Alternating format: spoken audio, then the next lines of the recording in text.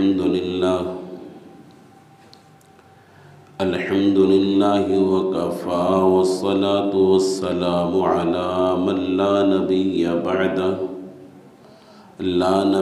بعده ولا رسول بعده ولا معصوم بعده لا أمة بعد أمته ولا رسالة بعد رسالته ولا خلافة بعد خلافته ولا شريعة بعد شريعته أما بعد أعوذ بالله من الشيطان الرجيم بسم الله الرحمن الرحيم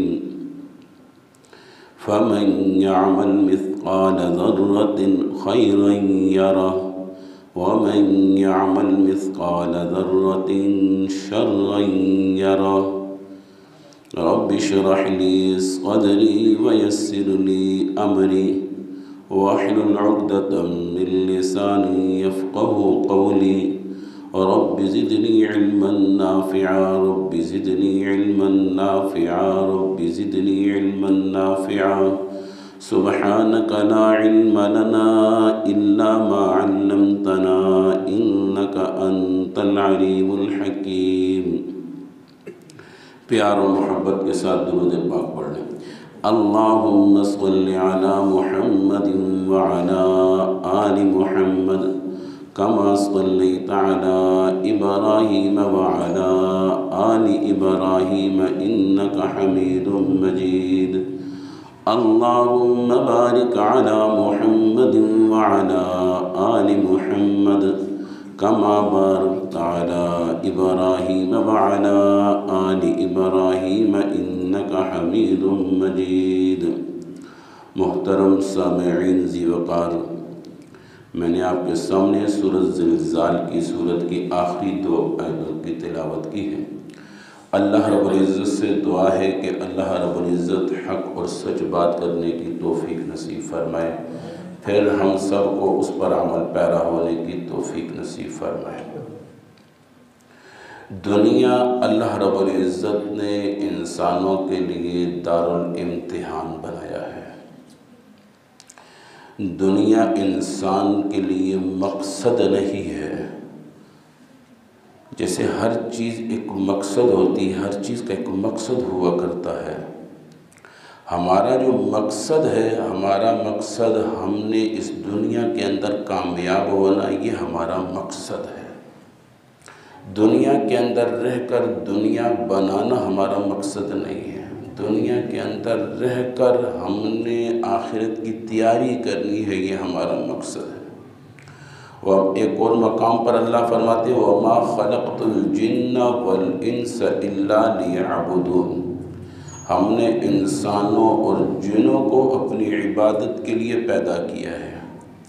اب عبادت کا مطلب ہرگز یہ نہیں ہے کہ انسان تسبیح لے کے بس تسبیح پھیرنا شروع کر دے، یا عبادت کا مطلب یہ بھی ہرگز نہیں ہے کہ بس مسجد میں ڈیرا لگا دے، مسجد میں ہی بیٹھا رہے۔ عبادت کا مطلب ہرگز یہ نہیں ہے مصلی بچھا کے بس اس پر بیٹھ جائیں۔ عبادت کا مطلب ہرگز یہ نہیں ہے کہ قرآن نے بس شروع الحمد سے لے کے والناس تک پورا ہو، پھر الحمد سے لے کے والناس تک، پھر الحمد سے لے کے والناس تک، باقی کوئی کام کاج نہ کریں۔ ہرگز یہ مطلب نہیں ہے۔ مطلب یہ ہے وَمَا خَلَقْتُ الْجِنَّ وَالْإِنسَ إِلَّا لِيَعْبُدُونَ۔ امام راضی رحمۃ اللہ علیہ فرماتے اَيَّعْرِفُونَ، ہم اللہ رب العزت کی معرفت کو سمجھ جائیں، اللہ کے احکامات کو سمجھ جائیں۔ اس کو آسان لفظوں میں، جیسے کہ آپ اپنے یعنی تبلیغی بھائیوں سے یہ سنتے ہوں گے، حال کے امر کو پہچاننا ہے۔ بڑا چھوٹا سا لفظ ہے، حال کے امر کو پہچاننا۔ اس وقت میرا رب مجھ سے کیا چاہتا ہے، یہ چیز سمجھنا، یہ چیز پہچاننا، یہ بہت بڑی چیز ہوتی ہے۔ یہ ہر ایک کو سمجھ نہیں آتی۔ یعنی اکثر آپ نے دیکھا ہوگا تبلیغی حضرات چھوٹی چھوٹی باتیں کرتے ہیں، بڑی اس میں گہرائی ہوتی ہے، بہت گہرائی ہوتی ہے۔ ہماری زندگی صفت صلاۃ پر آ جائے، ہے چھوٹا سا لفظ ہے، چھوٹا سا لفظ ہے، ہماری زندگی صفت صلاۃ پر آ جائے۔ اس وقت یعنی حال کے امر کو پہچاننا، اس وقت میرا رب مجھ سے کیا چاہتا ہے، یہ جو چیزیں ہیں بہت سی چھوٹی چھوٹی باتیں ہوتی ہیں، یہ بیچارے کہہ کے چلے جاتے ہیں، ہم سمجھتے ہیں بس اس نے یعنی کیا اس کا نام ہے اخبار سنا دیا ہمیں یا رسالہ پڑھا سنا دیا ہمیں، ایسی بات نہیں ہے۔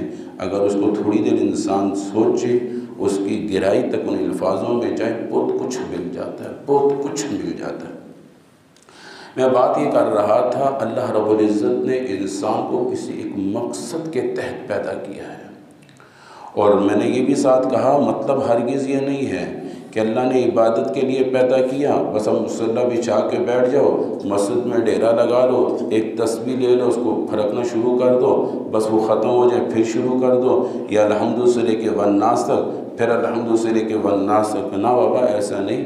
ہمارا اٹھنا عبادت بن جائے، ہمارا بیٹھنا عبادت بن جائے، ہمارا گھر میں جانا عبادت بن جائے، ہمارا گھر سے نکلنا عبادت بن جائے، ہمارا کاروبار عبادت بن جائے، ہمارا کمانا عبادت بن جائے، ہمارا خرچ عبادت بن جائے، ہماری گفتگو عبادت بن جائے، ہمارا پڑوسیوں کے پاس جانا عبادت بن جائے، پڑوسیوں کا حال وال پوچھنا عبادت بن جائے، کام کاج ہمارا عبادت بن جائے، ہمارا کپڑا پہننا عبادت بن جائے، ہمارا کپڑا اتارنا عبادت بن جائے، راستے میں چلنا عبادت بن جائے، یعنی پوری زندگی ہماری عبادت بن جائے، وہ اس وقت ہوگی جب نبی کے طریقے پر آئے گی۔ جب نبی کے طریقے پر ہماری زندگی ڈھل گئی، ساری خود بخود عبادت ہو جائے گی۔ ہر آدمی سوتا ہے، یہ نہیں کہ ہم سوتے ہیں باقی نہیں، سارے ہی سوتے ہیں، سب سوتے ہیں، لیکن سوتے ہوئے سونے کی جو سنت طریقہ ہے اس کو اپنانے سے وہ سونا عبادت بن جائے گا۔ جن نیتوں کے ساتھ سونا چاہیے ان نیتوں کو مد نظر رکھیں گے، وہ رات ہماری عبادت بن جائے گی۔ اور اسی طرح پھر صبح جن نیتوں کے ساتھ اٹھنا چاہیے ان نیتوں کے ساتھ اٹھیں گے، یہ ہمارا اٹھنا عبادت بن جائے گا۔ پھر جو مسنون طریقہ ہے اس مسنون طریقوں کو مد نظر رکھیں گے، ہمارا اٹھنا عبادت بن جائے گا۔ اسی طرح ہمارا چلنا عبادت بن جائے۔ ہر آدمی یہاں سے گھر جمعے کی نماز کے بعد سارے آدمی یہاں سے جائیں گے، سب پورا مجمع یہاں سے چلا جائے گا، سارے گھر جائیں گے، دفتر جائیں گے، کوئی کدھر کوئی کدھر، سب نے نکلنا ہے۔ لیکن آیا سب کا نکلنا عبادت ہو جائے گا؟ نہ بابا، سب کا نکلنا عبادت نہیں۔ ہاں، اب اس چلنے کو ہم عبادت کیسے بنائیں؟ چلنے کی 6 سنتیں اس کو مد نظر رکھیں گے، چلنا ہمارا عبادت بن جائے گا۔ نمبر 1، قدم اتنا بڑا بھی نہ ہو اتنا چھوٹا بھی نہ ہو، قدم اتنا بڑا بھی نہ ہو اتنا چھوٹا بھی نہ ہو۔ نمبر 2، دائیں طرف سے چلا جائے، دائیں طرف چلنا، یعنی جب بھی انسان چلے تو دائیں طرف سے چلے، آتے ہوئے دائیں طرف سے، جاتے ہوئے دائیں طرف سے۔ نمبر 2۔ نمبر 3، آنے جانے والے کو سلام کیا جائے، السلام علیکم، السلام علیکم، السلام علیکم، جو ملے اس کو سلام کیا جائے۔ نمبر 4، راستے میں کوئی تکلیف دہ چیز ہو اس کو ہٹا دیا جائے، فرمایا راستے میں تکلیف دہ چیز کو ہٹانے سے صدقے کا اجر ملتا ہے۔ نمبر 5، کسی کے پاس بھاری چیز ہو، بھاری چیز ہو، یعنی کوئی بزرگ ہو، کوئی بھی ایسا شخص اپنی عمر سے بڑا ہو اور اسے وہ اٹھائی نہ جائے، اس کی مدد کی جائے۔ مدد کا مطلب یہ بھی ہرگز نہیں ہے لے کے فرار ہو جائے۔ ہاں، یہ بابا تھے پتہ نہیں یہ تھے قدم اٹھاسی تھے رہ کر ٹوٹ جاؤ، اے بھی نہ ہو، اس طرح بھی نہ ہو، یہ بھی بری بات ہے۔ نمبر 6 آنکھوں کی حفاظت، فرمایا یہ شیطانوں کے تیروں میں سے ایک تیر ہے۔ 4 راستے ہیں دل کو صاف کرنے کے لیے، اور 4 راستے ہیں دل کو ناپاک کرنے کے لیے۔ دل ناپاک ہوتا ہے ان 4 راستوں سے، دل پاک ہوتا ہے ان 4 راستوں سے۔ آنکھ کی حفاظت نہ کی، جو کچھ دیکھتے جا رہی ہے عکس دماغ سے دل کے اندر، اس کے اندر خیالات ابھرتے چلے جا رہے ہیں۔ تو بات میں کر رہا تھا، ہمارا اٹھنا، ہمارا بیٹھنا، ہمارا چلنا، ہماری ہر چیز عبادت اس وقت ہوگی جب نبی کے طریقے پر ہوگی، ورنہ اللہ معاف فرمائے پھر ہماری عبادت نہیں۔ ایک وقت ہے گزر رہا ہے، گزر جائے گا، 60 سال ہے وہ بھی گزر رہے ہیں، 70 سال ہے وہ بھی گزر رہے ہیں۔ آج یہ سیاہ داڑھی ہے، کل یہ سفیدی میں بدل جائے گی، آج اٹھنے والی ہاتھ اس میں لرزہ طاری ہو جائے گا، یہ جو آج چلتی ہوئی کینچی کی طرح زبان ہے اس میں بھی لڑکپن آ جائے گا، پھر یہ بھی نہ چل سکے گی، پھر کسی کو کچھ کہے گا وہ بھی سمجھ نہیں پائے گا، زبان اتنی موٹی ہو جائے گی، گفتگو اتنی مشکل ہو جائے گی، خود کو سمجھنا مشکل، دوسرے کو سمجھانا تو اور زیادہ مشکل ہو جائے گا۔ تو بس اللہ تعالیٰ ہمیں مرنے سے پہلے مرنے کی تیاری نصیب فرمائے۔ میں نے سورۃ زلزال کی آخری 2 آیتوں کی تلاوت کی۔ فَمَن يَعْمَلْ مِثْقَالَ ذَرَّةٍ خَيْرًا يَرَهُ وَمَن يَعْمَلْ مِثْقَالَ ذَرَّةٍ شَرًّا يَرَهُ۔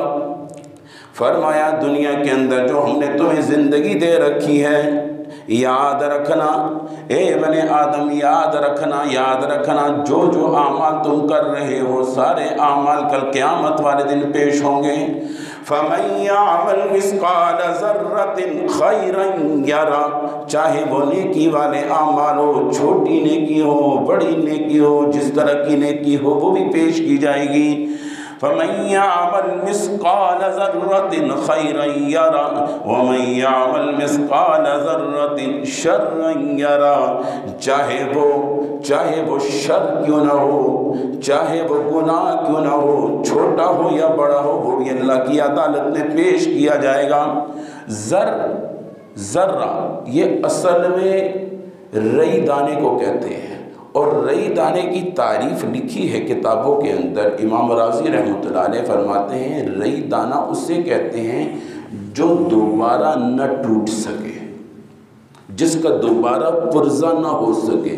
ایک اینٹ ہے، اس کو پرزہ کیا 2 اینٹیں بن گئی، اس دو اینٹیں بن گئی، اس میں سے ایک ٹکڑے کو پھر توڑا 2 حصے بن گئے، پھر اس میں سے توڑا 2 حصے بن گئے، کرتے یہاں تک اتنا چھوٹا سا ٹکڑا، اس کو بھی چھوٹا کیا اور چھوٹا ٹکڑا بن گیا، کرتے ریت کے ذرے کے برابر، پھر اس کو بھی چھوٹا کیا اور ذرہ، جیسے آٹا آپ نے دیکھا باریک سا، اس سے بھی یعنی ایسا ذرہ جس کو دوبارہ نہ دو کیا جا سکے، وہ ایک ہی رہے، دوبارہ نہ ٹوٹ سکے، اس کو ذرہ کہتے ہیں۔ فرمایا اتنی باریک نیکی ہے تو وہ بھی میدان میں لائی جائے گی، اتنا باریک گناہ ہے تو وہ بھی اللہ کی عدالت میں پیش کیا جائے گا۔ یہاں پر اللہ رب العزت نے ہر انسان کو 2 فرشتے دیے ہیں کرامن کاتبین، دائیں اور بائیں۔ جو دائیں طرف ہے وہ نیکیاں لکھ رہا ہے، بائیں طرف جو فرشتہ ہے وہ گناہ لکھ رہا ہے۔ لیکن اللہ رب العزت انسان سے محبت کچھ اس انداز سے کرتا ہے، اللہ۔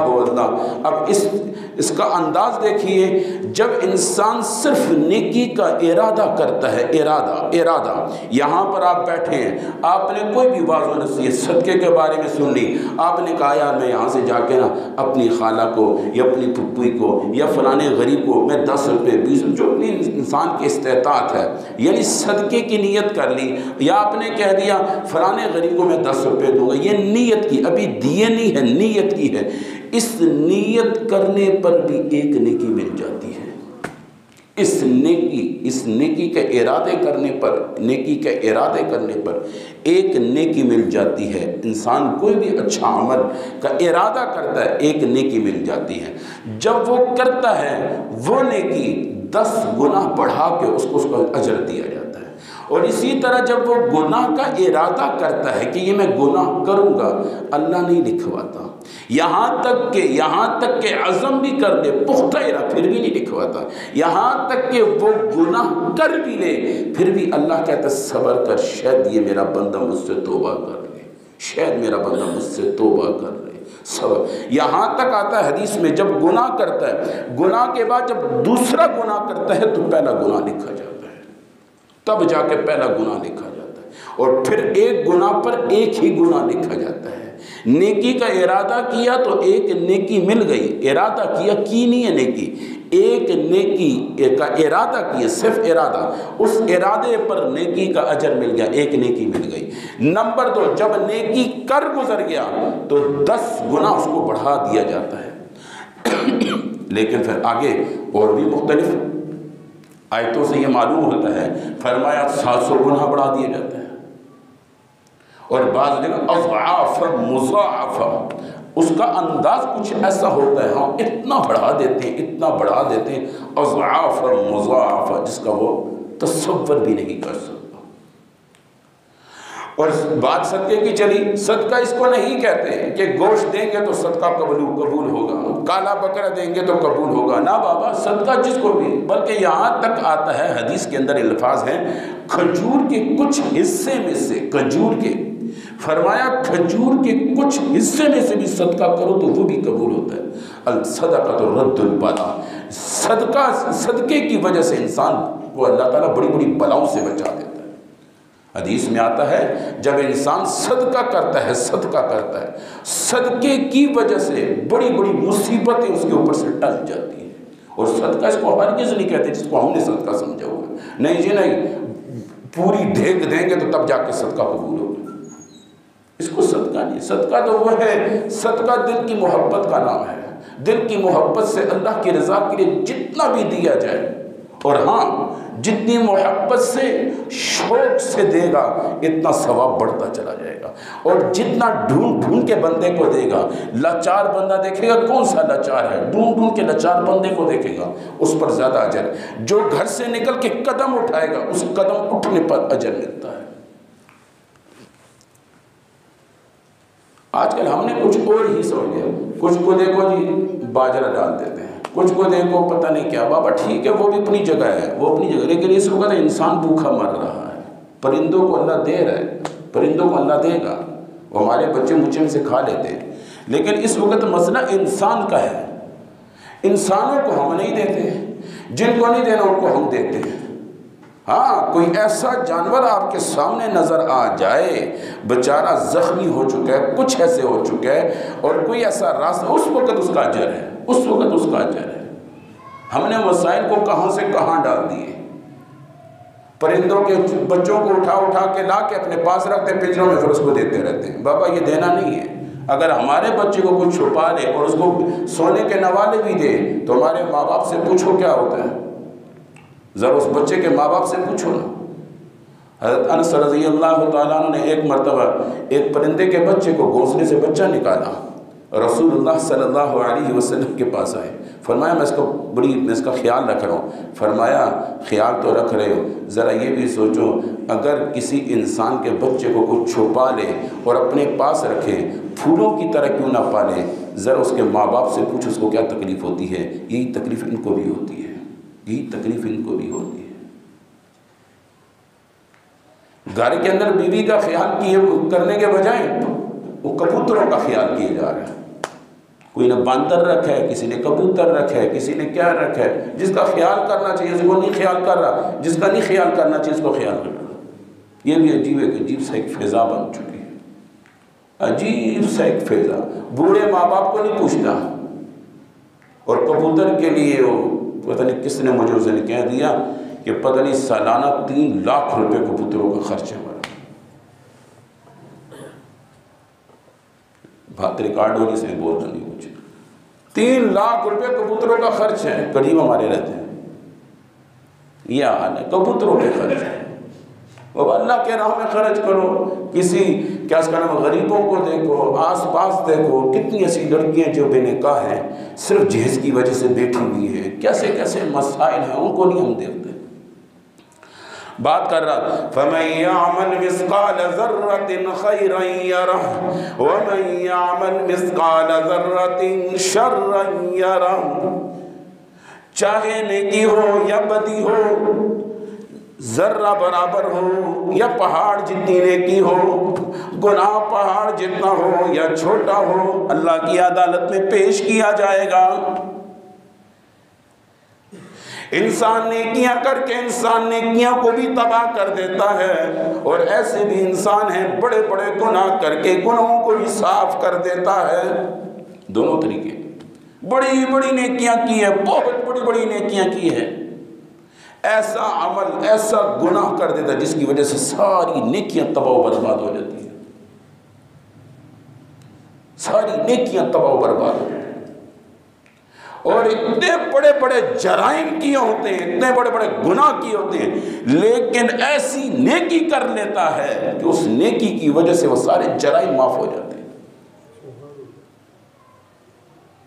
اس لیے وہ یہ مختصر سی زندگی کو سمجھنے کی کوشش کرو کہ ہم کیسی زندگی گزاریں کہ ہم اللہ کو ہمارا عمل پسند آ جائے، ہمارا چلنا پسند آ جائے، ہمارا اٹھنا پسند آ جائے، ہمارا ہر لمحہ عبادت بنے گا تو اللہ کو پسند آ جائے گا۔ سنتوں کی تعریف ایک بہت بڑے اللہ والے ہیں، انہوں نے بڑی عجیب اور غریب تعریف کی ہے۔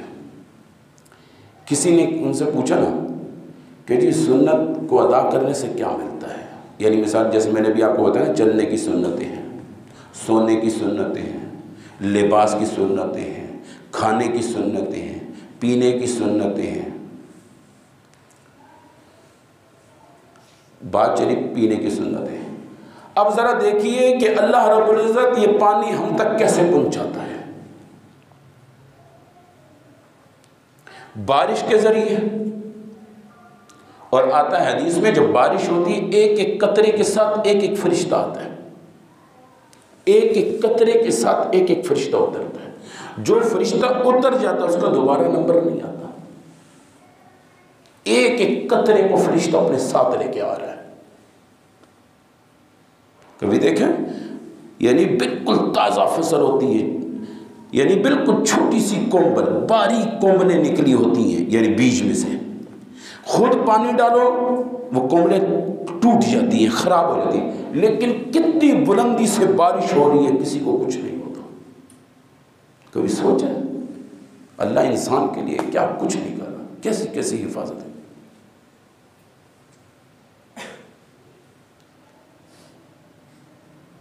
پھر فرمایا یہی پانی برف کے ذریعے پہاڑوں پر، پھر اللہ سورج کو کہتا ہے اور سورج اتنی تپش نہ دے کہ ایک دم یہ برف پگھل جائے۔ انہیں نے انجوائے بھی کرنی ہے، دیکھنا بھی ہے، اللہ آہستہ آہستہ پگھل، پھر یہ پانی آہستہ آہستہ پگھلتا ہے۔ راستے میں ایسے بوٹے لگائے ہیں جو اس کے جراثیم کو کھینچ لیتا ہے، پھر ایسے پتھر پیدا کیے ہیں، پانی پتھروں کے ساتھ جیسے ٹکراتا ہے پھر آگے دوسرے پتھر کے ساتھ، اس پانی کے اندر مزید تازگی پیدا ہوتی ہے، صاف اور شفاف، مزید صاف اور شفاف ہو جاتا ہے۔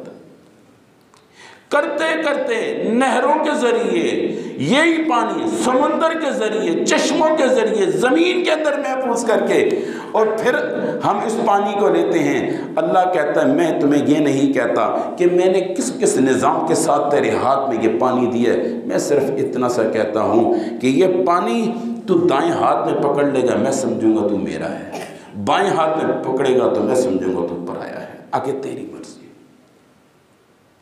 اللہ، پھر انسان دائیں ہاتھ میں، پھر اللہ کہتا ہے بیٹھ جا۔ انسان میں جانور میں کچھ فرق ہوتا ہے، تو وقار والا ہے، تو عزت والا، بیٹھ کے پھر۔ نمبر 3، ارے انسان او میرے بندے ذرا دیکھ لے کوئی ایسی چیز نہ ہو جو تجھ کو تکلیف دیتے، دیکھ کے بھی۔ ابتدا میں بسم اللہ پڑھ لے، 3 سانسوں میں پی لے، آخر میں الحمدللہ کہہ لے، 600 شہیدوں کا اجر میں تجھ کو اللہ دوں گا۔ یہ پینا عبادت بن گیا، یہ پیا ہوا پانی کا حساب نہیں ہوگا۔ اللہ انسان کا خیر خواہ ہے۔ یہ ہمیں جو طریقے میں نے ایسے نہیں بات کر رہا تھا، پوچھا کہ سنت کے کیا فائدے ہیں؟ فرمایا کبھی دلہن کو دیکھا ہے کہ وہ ہاتھ میں مہندی کیوں لگاتی ہے؟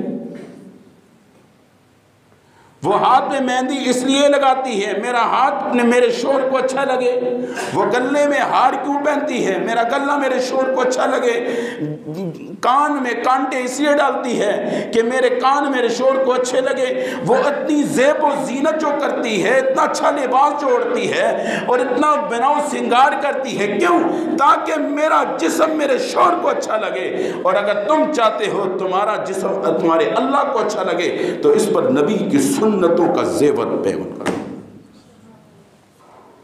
نبی کی سنتوں کا زیور ہے۔ اگر تم چاہتے ہو تمہارا گلہ نبی کی سنتوں کا زیور ڈالو، تم چاہتے ہو تمہارا منہ اللہ کو اچھا لگے، جیسے حدیث میں آتا ہے، آپ نے کئی بار رمضان میں سنا ہوگا، روزے دار کی منہ کی بدبو، روزے دار کی منہ کی بدبو۔ کیوں؟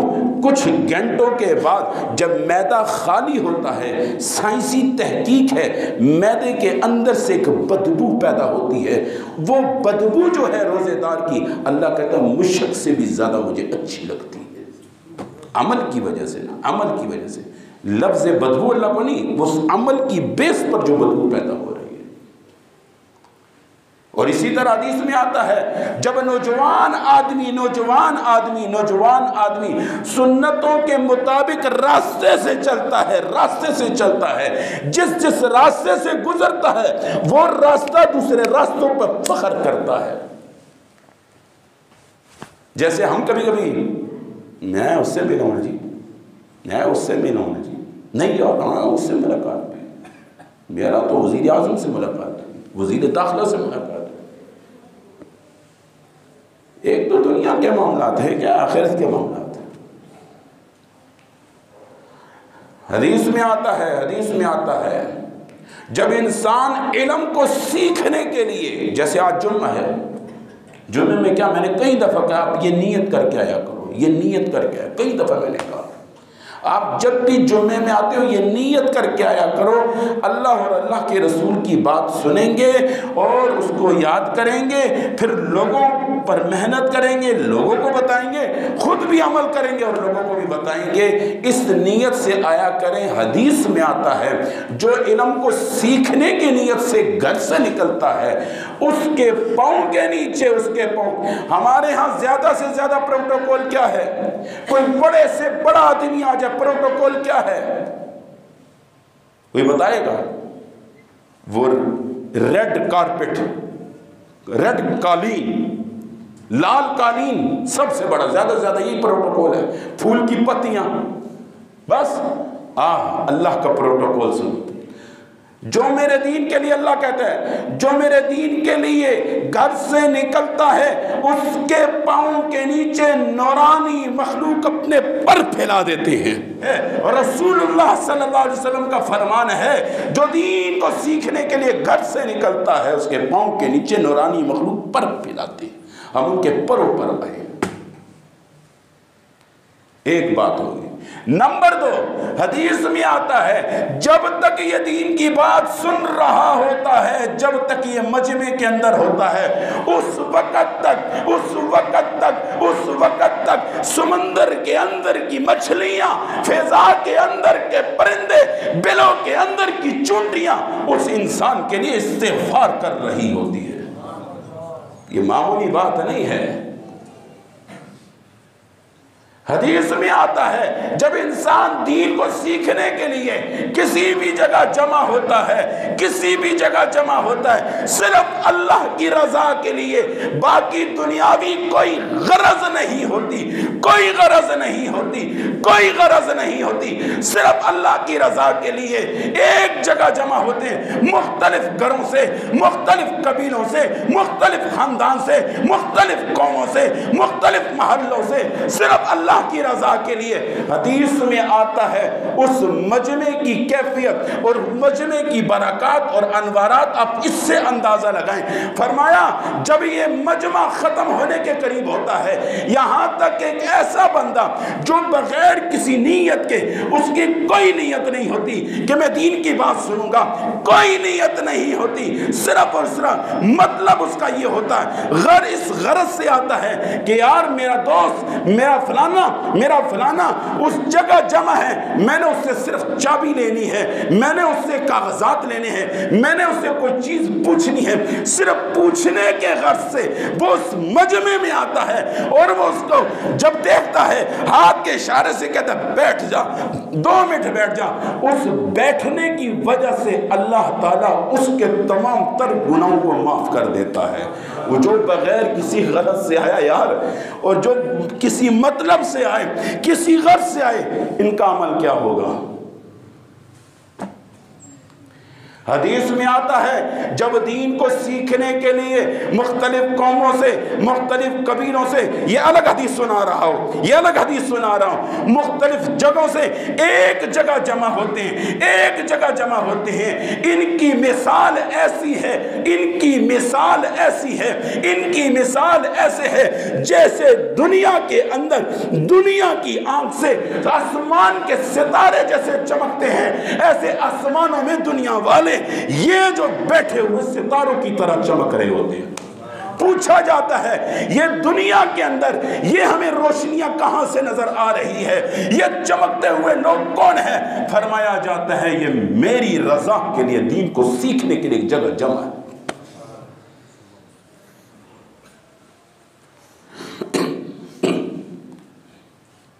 حدیث میں آتا ہے جو دین کو سیکھنے کے لیے گھر سے نکلتا ہے جب تک دین کو سیکھ رہا ہوتا ہے اس وقت تک وہ ایسے ہے جیسے اس کے ہاتھ میں تلوار ہے اور وہ جہاد کے راستے میں ہے، جہاد کا اجر ملتا ہے، کیونکہ جہاد کی کئی قسمیں ہیں، جہاد فی القلم ہے، جہاد فی اللسان ہے، جہاد فی تلوار فی السیف ہے۔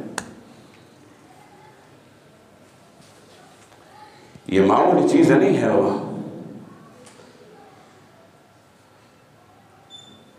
علم ہے، اور انسان دو چیزوں کا مرکب ہے، ایک جسم کا، نمبر 2 روح کا۔ جسم زمین سے آیا، یعنی ماں کی پیٹ سے، روح اوپر سے آئی ہے، روح کی غذا اوپر سے ہے، اوپر سے اترنے والا قرآن پاک ہے، نبی علیہ السلام کے سنہری طریقے ہیں جو اوپر سے، ان اتبع الا ما یوحى الی، جو چیز نیچے سے اس کی غذا نیچے ہے، جو اوپر سے اس کی غذا اوپر سے ہے۔ سب کچھ ہونے کے باوجود ہمارے دل میں سکون نہیں ہوتا، وجہ کیا ہے؟ وجہ صرف اور صرف یہ ہے کہ ہم نے روح کی غذا کو حاصل نہیں کیا۔ کبھی اللہ والوں کی مجالس میں نہیں بیٹھے، کبھی نیک لوگوں کی مجالس میں نہیں بیٹھے، کبھی قرآن کو کھول کے اس کی گہرائی میں نہیں گھسے، اس میں کیا کچھ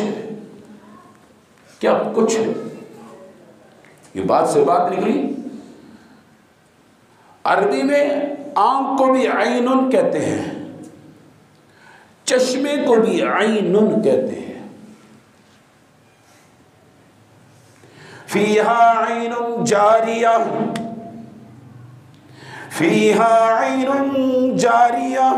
فیہا سرر مرفوعہ واقوام موضوعہ ونمارق مصفوفہ وزرابی مبثوثہ۔ فیہا عین جاریہ، چشمے کو عین کہتے ہیں، آنکھ کو بھی عین کہتے ہیں۔ عربی زبان کیسی مطابقت ہے، کیسا نقطہ چھپا ہوا ہے۔ فرمایا چشمے کے پانی سے گندے کپڑے کو چشمے کے پانی سے دھویا جائے، کپڑا پاک صاف ہو جاتا ہے، کپڑا عین، اس آگ سے، اللہ کے خوف سے 2 قطرے بہا دے، پورے جسم کے گناہ اللہ معاف کر دیتا ہے۔ فیہا عین جاریہ، کیسی مطابقتیں رکھی،